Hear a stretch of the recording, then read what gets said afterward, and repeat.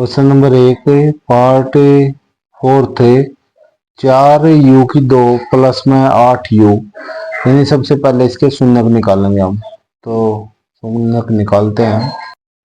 माना u में दिया गया हमारा बहुपद, तो पी यू बराबर है 4u की 2 माइनस 8u प्लस 8u। तो इसके फैक्टर करते हैं।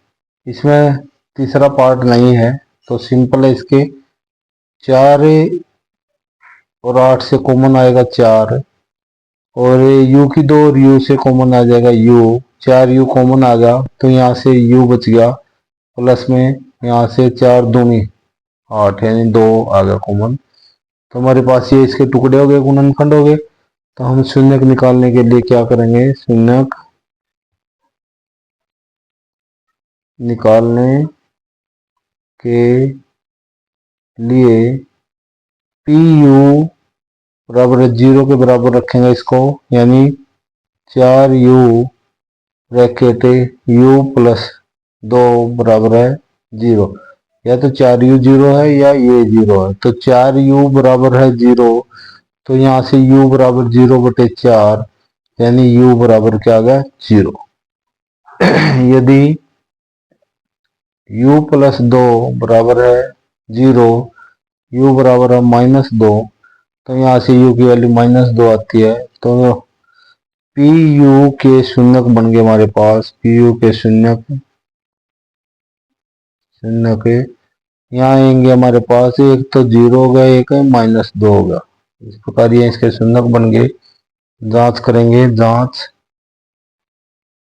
सबसे पहले हम योगफल की जांच करते हैं। नंबर 1 शून्यकों का योगफल, यानी अल्फा प्लस बीटा।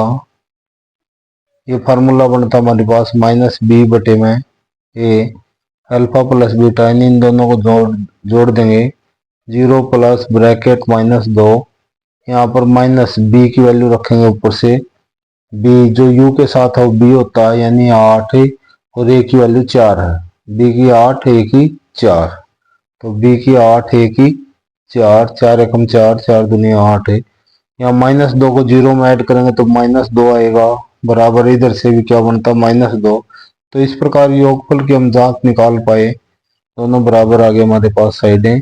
तो सेकंड जांच हमारे लिए शून्यकों का गुणनफल।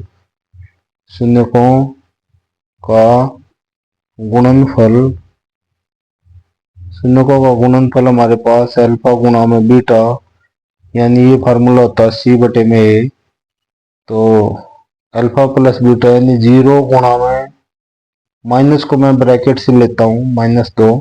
यहाँ c ऊपर देखते हैं हम, c इसमें अचर राशि नहीं है, c 0 होगी इसका मतलब वैल्यू जब। तो a की वैल्यू 4 है, तो यहाँ पर 0/4, यहाँ 0 से मल्टीप्लाई करते 0 आएगा। 0 के बटे में 4 है, तो ये भी क्या आता है 0 आता है।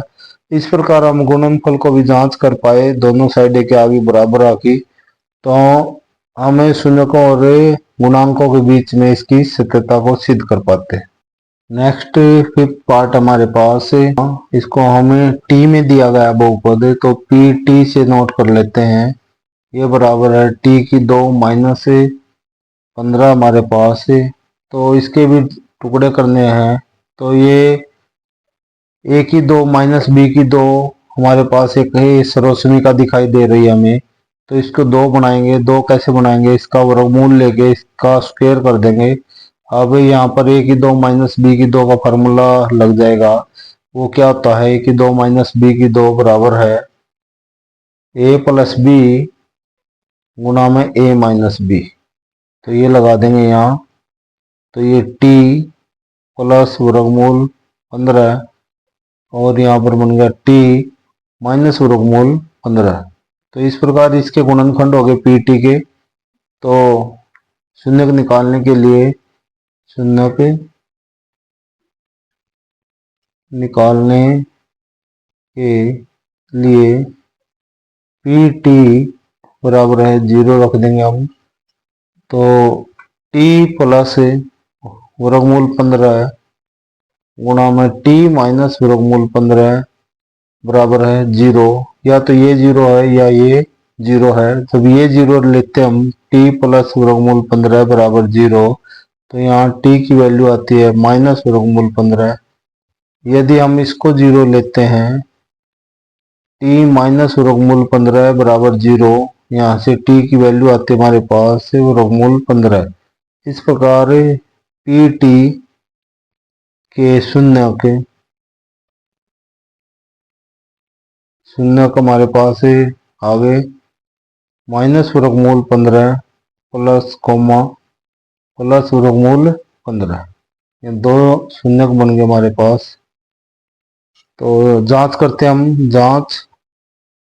सबसे पहले जांच करेंगे हम शून्यकों का योगफल, शून्यकों का योगफल अल्फा प्लस बीटा बराबर है माइनस बी बटे में ए। अल्फा प्लस बीटा यानी एक अल्फा एक बीटा मान लेते हैं, माइनस वर्गमूल 15 प्लस में वर्गमूल 15 बराबर है माइनस बी की वैल्यू ऊपर से लिखते हैं हम। यहाँ पर बी नहीं दिखाई दे रहा हमें, क्योंकि एक अचर राशि है और एक टी स्क्वेयर है। तो बी यहाँ पर टी वाला पद नहीं है, तो उसको बी की वैल्यू इसका मतलब 0 होगी और ए की वैल्यू 1 है। यहाँ भी ये कैंसिल आउट हो गए, एक प्लस का एक माइनस का सेम है, तो 0 बच गया। यहाँ भी क्या गया 0, तो ये सिद्ध हो गया। इसी प्रकार दूसरा जो पॉइंट हमारे पास है सिद्ध करना, शून्यकों का गुणनफल, शून्यकों का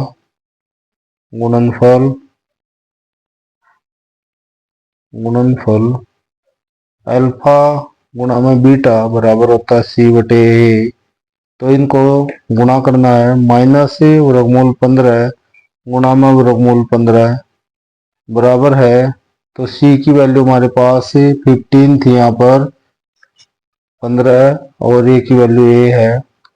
तो यहाँ वर्गमूल 15 गुणा में वर्गमूल 15, इसका वर्ग हो जाएगा वर्गमूल 15 और ये माइनस है माइनस 15, इसका वर्ग है माइनस बराबर है ए की वैल्यू 1 आती है यहाँ पर, सॉरी 1। तो ये बन गया आपके पास माइनस 15। यहाँ वर्ग से वर्गमूल कैंसिल हो जाएगा, यानी माइनस 15 बराबर है माइनस 15। इस प्रकार हम गुणनफल की जांच कर पाते हैं और ये सिद्ध हो जाएगा।